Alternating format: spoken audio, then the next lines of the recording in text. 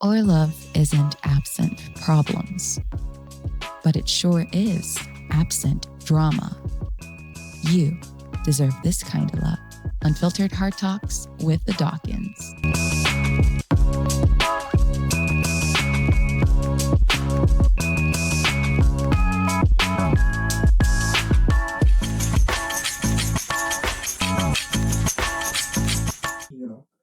Another thing we want to touch on is the girls and boys trip, because it seems to me like whoever does not agree with their partner going to the boys trips and the girls trip is insecure. Honestly, let me tell you a story. A friend of mine, very close friend of mine, I remember while I was working, I was single at the time, and I had texted her, we should go, we should all go on a cruise, we should go on a girls trip or something like that. And she messaged me back, rightfully so, and said, "Girl, I'm married." And I remember around that time, I felt so offended. I'm like, what does that have to do with anything? Like, why are you? I'm married, girl. I'm married. Those things are for you, single girls.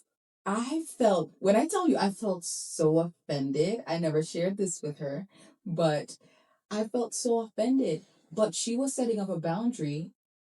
Not that she thought that we were rebels, because we are women of standards.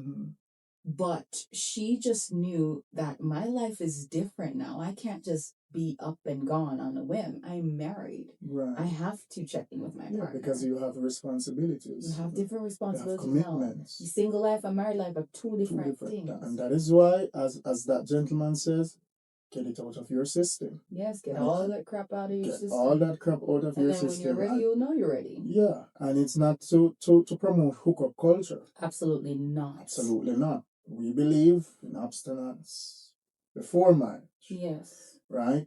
Sex is going nowhere, guys. Sex basically seals the deal, as we have had that conversation. Is going nowhere. Yeah, it's the one thing that has been around forever. It's going nowhere. And that thing carries covenantal seal. It has covenantal weight. So sex is not casual. You might see it as something being casual, but it's not. There's a lot of responsibilities and consequences that comes from that. But yeah, is it a bad thing? I should say, is it a bad thing being out with the boys? Is it a bad thing being out with the girls? When you think about that, it's usually a night thing. It depends. It depends on time, location, company. Because if the morals are not the same, right? We talk about the peer pressure. If the location is not a safe Putting place, yourself in a certain environment, then temptation increases. Cultivates that level of.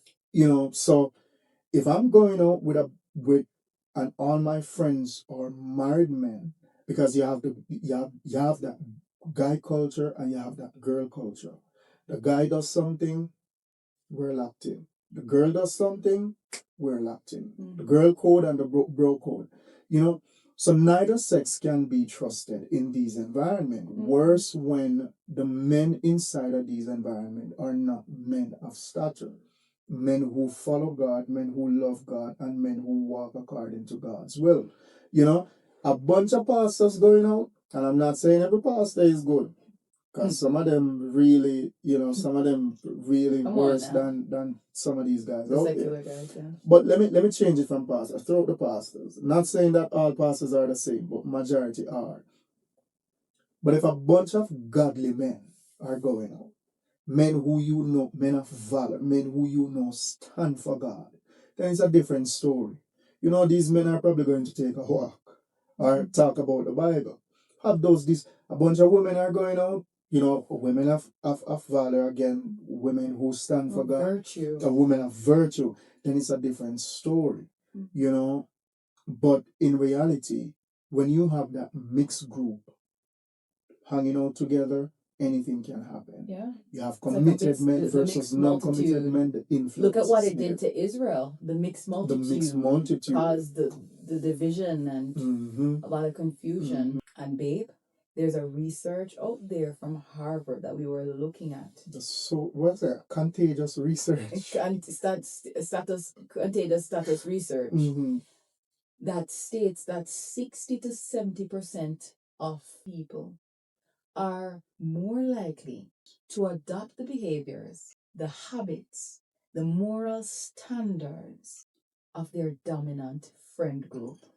And that, guys, includes attitude about cheating, disrespect, reckless behavior, emotional availability, how you speak about your partner, especially how you solve conflict. You know what I heard? Babe? Don't go to your single friend who hates men and tell her about your problems with your husband. You know what she's going to tell you?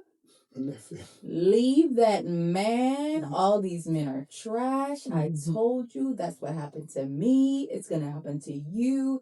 It's important to guard the circles that we find ourselves in.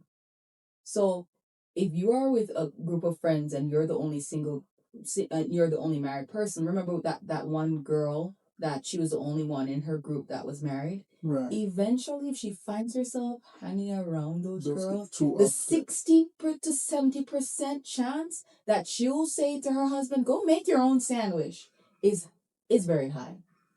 It's very high. There are some people who have a strong mindset, and they are who they are, irrespective of who is around them. But why would you want to put yourself in that situation? Yeah, like you don't want that. You're going out at night with girls that are just wild and are just gonna take shots, and you're married. Even if you you're don't setting yourself believe up. it, even if you don't believe it, you are being influenced. Absolutely. And eventually, even subconsciously, you are being influenced, and eventually you are going to realize when it is too late.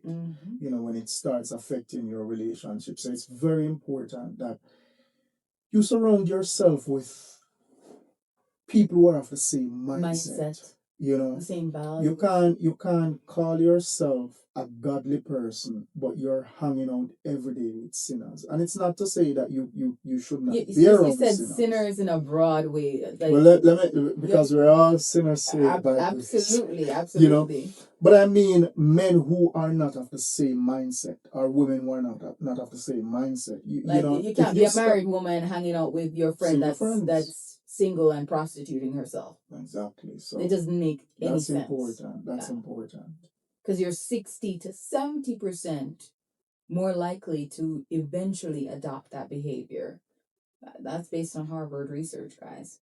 Well, just touch on the guys and the guys' night out on the trips, but hey, the girls' trips. And I think because we see it on the internet so much. Research has shown that women are more likely to cheat while traveling than being at home. Wow. You know? And it has also shown that peer influence during all girls trip increases risky behavior. Wow. And this is something that I have seen in my work. in one of the jobs that I used to do, transporting people from one place to the other, there is a lot of women who came to that place for marriage. I'm talking bridal parties, and they're hooking up. Even the bridemaid is the bride, not the bridemaid, is hooking up before the wedding or during that weekend trip with other men. You know, I've heard the stories. I've seen it. I've listened to the conversations during those trips, and I'm telling you, it's crazy. It is crazy. Sad. It is crazy. Crazy things. I know for a fact that these things, as I said, you know, it's just a setup. If I'm getting married, me don't want to go nowhere Rasta. I don't want to go to Dubai for a boys' night out before the wedding. Why? The purpose of that? What's the purpose of me going to hang out with the boys, with the whole single groom party before my wedding? You know, that's that weekend or that moment. I need to be doing all the mental prep. Yeah. To ensure that everything is where they are supposed to be and that this is the right and move this that is I the want right to move take. that I don't want to be partying before my wedding. Like, what am I doing? You know, so a lot of times these things increase the risk of promiscuity among men and among women. You know, not only with women. You know, some of us might only be able to have seen it or experienced, you know, by hearing the conversation and different things with women. But the reality is it happens with men too. Those are things that we don't subscribe to. And those are things that I would encourage anybody who is in a committed relationship, marriage, like, do not subscribe to those things. Set up those boundaries early so you can know where your partner stands. Like, I believe that when you're in a committed relationship, your life should be about you and your partner and what you're building together. Absolutely. It shouldn't be about anybody else. And it's not to say that you're going to cut people off. Yes. But you know that there are certain things. Hey, the cookout at home and I'm there with you, or the cookout at my best friend's house and we are both going, that's the environment you want. You don't want an environment that separates the two, because that is just increasing the risk of promiscuity. And infidelity. Babe, a lot of people would think that, so you're a controlling kind of guy or you're a controlling kind of girl. You don't want your husband or you don't want your wife to have any time with her friends or his friends. That's not the point. Because the truth is, we know that harmless fun can turn into anything, right? Now you have yourself in a situation where you have an opportunity and a lowered inhibition. He's out with the guys. He had a few shots or a couple beers. He is in an environment and his inhibitions are lowered. Right. Or she is in an environment, her inhibitions are lowered. Anything can happen. So harmless fun can turn into a flame that destroys your relationship and your reputation. Yes. Psychology calls it moral displacement. Means that people behave differently based on the environment when they're in an environment with no accountability. Wow. So if all your friends are, you know, we're locked in, whatever happens in this circle stays in this circle. Because come on, how many men are going to tell their best friend or their friend's wife that he cheated? How many women are going to tell on their friends best friend husband that she cheated? You know, so moral displacement is a thing. You know, and in most cases things happen and the husband never knows, the wife never knows. You know, so those things are things to consider. Our love isn't absent problems, but it sure is absent drama. You deserve this kind of love. Unfiltered Heart Talks with the Dawkins.